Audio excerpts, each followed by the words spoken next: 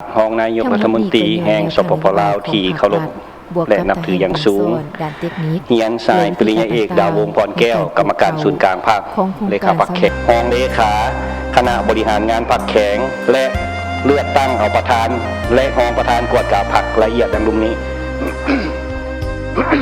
สายปริญญาเอกดาววงศ์พรแก้วเป็นเลขาคณะบริหารงานพรรคแขวงกองประชุมได้ยกบัตรประชามติเอาห้องเลขาคณะบริหารงานพรรคสหายศักดาแก้วดวงศรีสาวสหายนางศูนย์ไทยไสยแสงสาวเอสสายพันเอกโสภาโพไสยวงศ์ผู้แทนองค์คณะพรรคแขวงสารวันครั้งที่10ดำเนินมาด้วยบรรยากาศอันเข้มข้นและมีความหมายสำคัญอย่างลึกซึ้งมีผลสำเร็จความพยายามบักบันบุกบืนสู่ซนของทั่วพรรคทั่วกำลังประกอบวุฒิและทั่วปงซนบรรดาเผ่าในทั่วแขวงสารวัน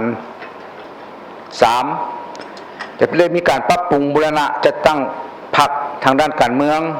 แนวคิดการจัดตั้งแบบแผนวิเทศเวียกนำพาความอาจสามารถบ่มซ่อนความรับผิดชอบและการสนับสนุนหัวมือจากหลายภาคส่วนในทั่วสังคมแนวใส่เหตุสำเร็จ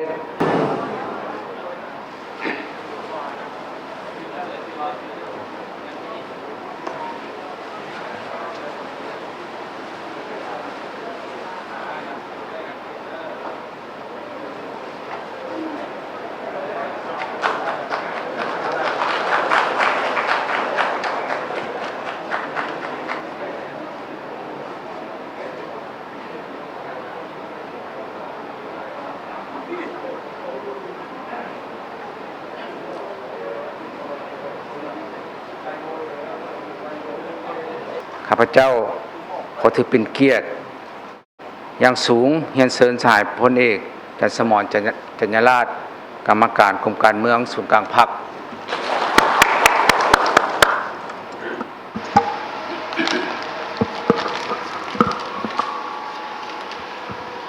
สหายปริญญาเอกดาววงศ์พรแก้วกรรมการศูนย์กลางพรรคเลขาคณะพระแขวงเจ้าแขวงสารวัตรที่นับถือหลักแพงข้าพเจ้าแม่นรู้สึกเป็นเกียรติอย่างสูงและภาคภูมิใจอันล้นเหลือที่สหายพลเอกจันทร์สมรจัญญราชกรรมการกรมการเมืองศูนย์กลางพรรคต่อพิธีอาจมีความหมายสำคัญนี้ข้าพเจ้าขอให้คำมั่นสัญญาว่า 1. จะสืบต่อเอาใจ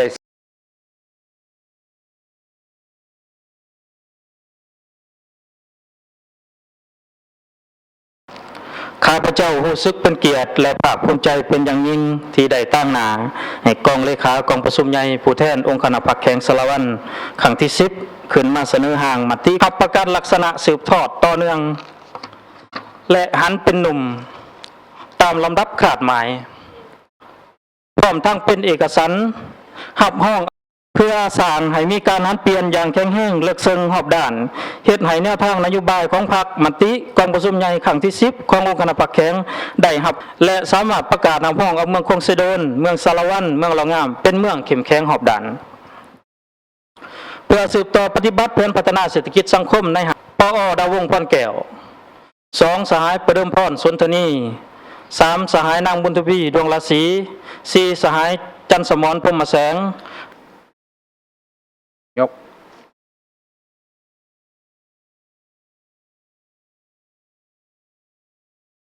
ขอบใจ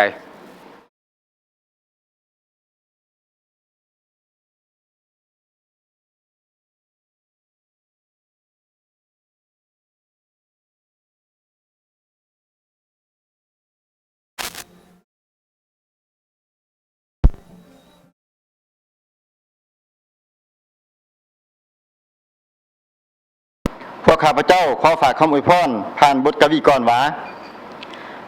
มื้อนี้สุดที่ดีใจล้นเหลือสิ่งพันละหน้า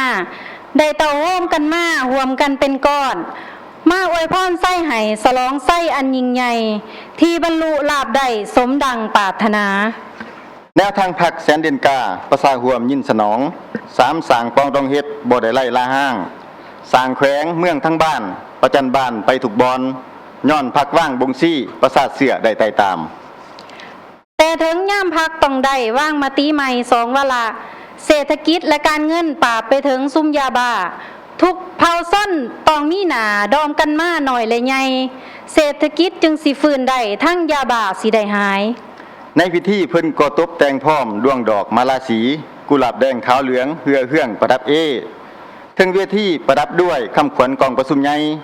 ไผมาเห็นก็ทักท้วงจิตใจซอยซื่นส้มแท่นา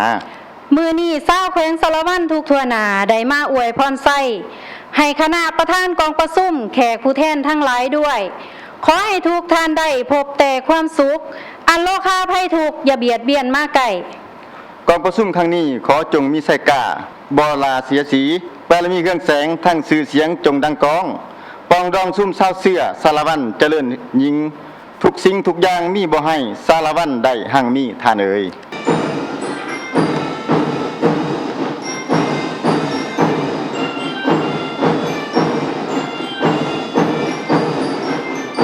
กองประชุมได้ดำเนินอย่างถูกต้องตามกฎระเบียบของพรรคมีเนื้อในลึกซึ้งเต็มไปด้วยความรับผิดชอบสูงของบรรดาสหายผู้แทนกองประชุมเพื่อเป็นแกนนำในการจะตั้งผันขยายมติของประชุมใหญ่ให้ปรากฏผลเป็นจริงกองประชุมใหญ่ได้เลือกเอาองค์คณะพรรคแน่นบรรดาสหายผู้แทนที่นับถือและฮักแพงกองประชุมใหญ่ของพวกเราในครั้งนี้ได้เป็นเกียรติอย่างสูงรับฟังกำลังประกอบอาวุธและประชาชนบรรดาเผ่าแขวงสารวันทุกทนาขอแสดงความรู้บุญคุณและขอบอกขอบใจอย่างสูงต่อสหายจากบรรดาเมืองต่างๆที่ได้นำมามอบให้คณะรับผิดชอบกาเกียมของประชุมใหญ่เริ่มเต็มมือกาเกียมจนฮอดให้เป็นกระบวนการจะตั้งปฏิบัติตัวจริงอันกว้างขวาง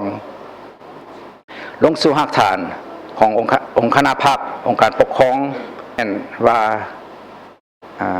ด้วยแนวทางเปลี่ยนแปลงใหม่ที่มีหลักการของพรรคความสามัคคีด้วยความสามัคคีอันเป็นปึกแผ่ในทั่ว ถือ